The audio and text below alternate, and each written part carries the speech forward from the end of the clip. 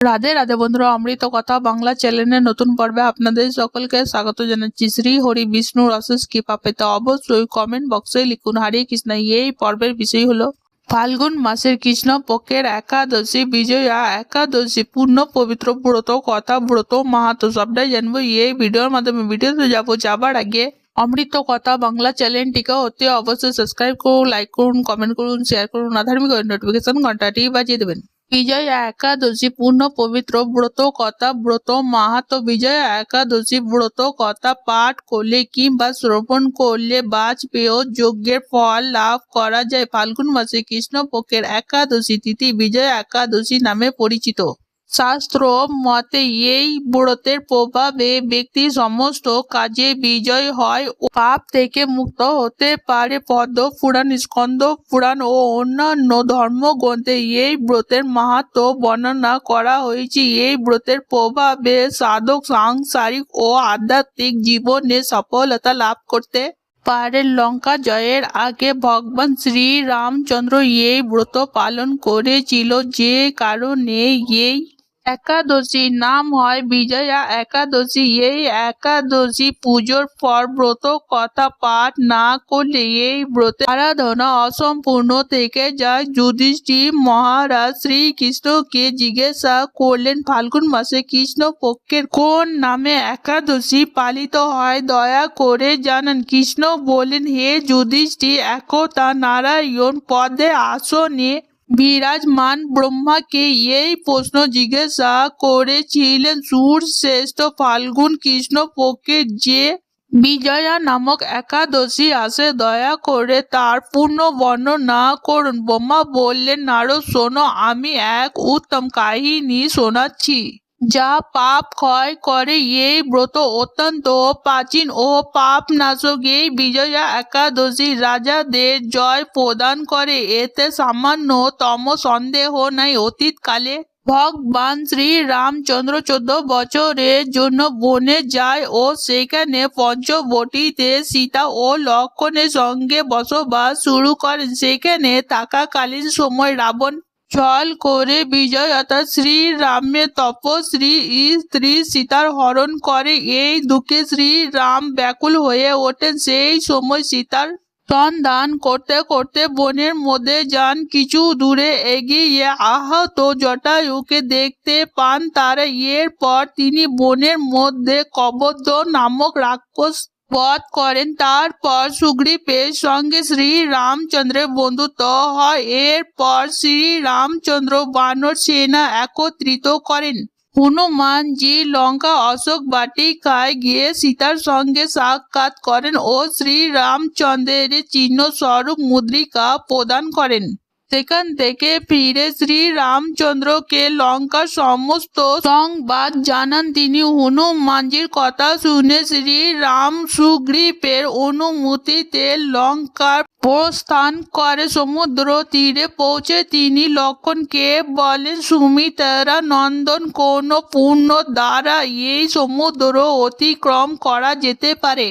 এটি অত্যন্ত ভয়ঙ্কর ও অজ্ঞাত জলযন্ত্র দ্বারা পরিপূর্ণ। আমি এমন কোনো উপায় দেখতে পাচ্ছি না যার দ্বারা এটি সহজে পার করা যায়। তখন বললেন, হে মহারাজ, আপনি আদি দেব ও পুরাণ পুরুষ পুরুষোত্তম, আপনার থেকে কিছু লোকানো নেই। এখানে দ্বীপের মধ্যে বকদলভ মুনি থাকেন। এখান থেকে অর্ধেক যোগ শুরু করে তার আশ্রম রয়েছে। রঘুনন্দন সেই প্রাচীন মুনীশ্বরের কাছে গিয়ে তাকে এর উপায় জিজ্ঞাসা করুন। লক্ষ্মণের এই কথায় শ্রী রামচন্দ্র বকদলভ মুনির আশ্রমে যায়। সেখানে মুনিকে প্রণাম করে। মুনি তাকে দেখে চিনে যান যে তিনি পুরাণ পুরুষোত্তম শ্রী রামচন্দ্র, যিনি কোনো কারণে মানব শরীরে অবতীর্ণ হন।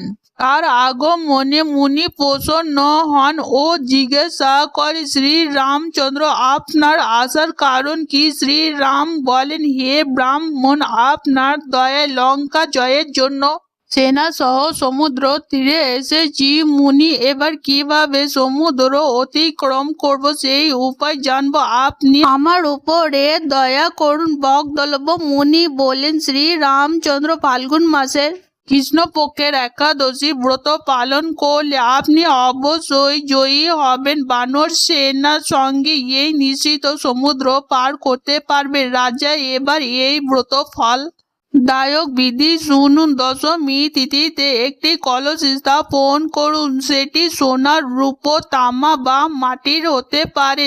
এই কলসটিকে জল দিয়ে ভরে তাতে পল্লব দিন। তার ওপরে নারায়ণের সুবর্ণময়ী বিগ্রহ স্থাপন করুন। এরপর একাদশী তিথিতে সকালবেলায় স্নান করে সেই কলসকে পুনরায় স্থাপন করুন। মালা, চন্দন, সুপারি ও নারকেল দিয়ে তার পুজো করুন।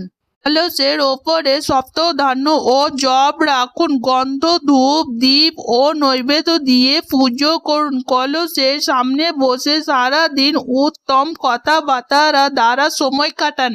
রাত্রি জাগরণ করুন। অখণ্ড ব্রত সিদ্ধির জন্য ঘিয়ের প্রদীপ জ্বালান। তারপর দ্বাদশী দিনে সূর্যোদয়ের পর সেই কলসটিকে কোনো জলাশয়ের তীরে স্থাপন করে নিয়ম অনুযায়ী পুজো করুন। এরপর দেব প্রতিমা সহ কলসকে কোনো বেদজ্ঞ ব্রাহ্মণকে দান করুন। মহারাজ, কলসের সঙ্গে আরো কিছু দান করা উচিত। শ্রীরাম, আপনি নিজের সঙ্গে সেই নিয়মে বিজয়া একাদশী ব্রত পালন করুন। এর প্রভাবে আপনি বিজয়ী হবে। ব্রহ্মা বললেন, নারদ এই কথা শুনে শ্রী রামচন্দ্র মুনির কথা অনুযায়ী বিজয়া একাদশী ব্রত পালন করেন। সেই ব্রতের প্রভাবে রামচন্দ্র জয়ী হবে। যুদ্ধে রাবণকে বধ করেন শ্রী রামচন্দ্র। লঙ্কা জয়ের পর সীতাকে উদ্ধার করে তিনি। যে ব্যক্তি এই ব্রত করেন তার মতো লোক জয় লাভ করে পরলোকে অক্ষয় থাকে। ভগবান শ্রীকৃষ্ণ বললেন, যুধিষ্ঠির এই কারণে বিজয়া একাদশী ব্রত করা উচিত। এই দিন এই ব্রত কথা পাঠ বা শ্রবণ করলে বাজপেয় যজ্ঞ সমান ফল পাওয়া যায়। আজকের পর্ব এখানেই সমাপ্ত হলো। অমৃত কথা বাংলা চ্যানেলের সঙ্গে থাকার জন্য আপনাদের অনেক অনেক ধন্যবাদ। রাধে রাধে।